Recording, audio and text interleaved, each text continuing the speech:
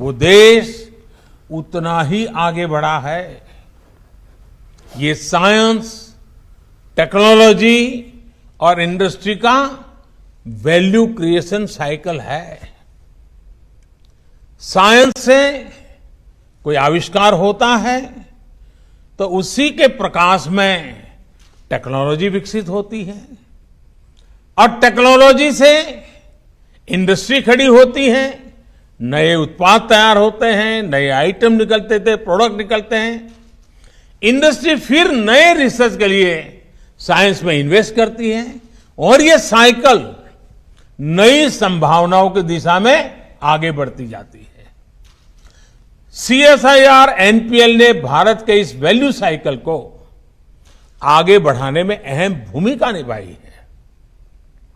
आज जब देश आत्मनिर्भर भारत के लक्ष्य को लेकर आगे बढ़ रहा है, तब साइंस से मास मैन्युफैक्चरिंग की इस वैल्यू क्रिएशन साइकिल, इसका महत्व और बढ़ जाता है।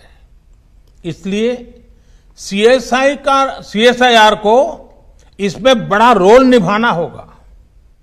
साथियों, सीएसआईआर एनपीएल ने आज जिस नेशनल एटॉमिक टाइम स्केल उसे जो देश को सौंपा है, उससे भारत नैनो सेकंड यानी 1 सेकंड के 1 अरब हिस्से तक समय को मापने में भी आत्मनिर्भर बन गया है।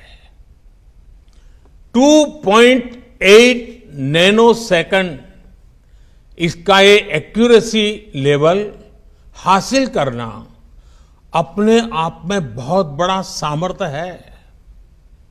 अब इंटरनेशनल स्टैंडर्ड टाइम, उसको हमारा Indian standard time 3 nano second से भी कम की एक्यूरेसी लेवल से मैच कर रहा है। इसमें इसरो सहित हमारे जितने भी संस्थान कटिंग एज टेक्नोलॉजी में काम कर रहे हैं, उनको बहुत मदद मिलने वाली है। इससे banking, railway, defence, health, telecom, weather forecast, disaster management, अनगिनत सेक्टर से जुड़ी आधुनिक टेक्नोलॉजी में ये बहुत मदद मिलेगी। इतना ही नहीं,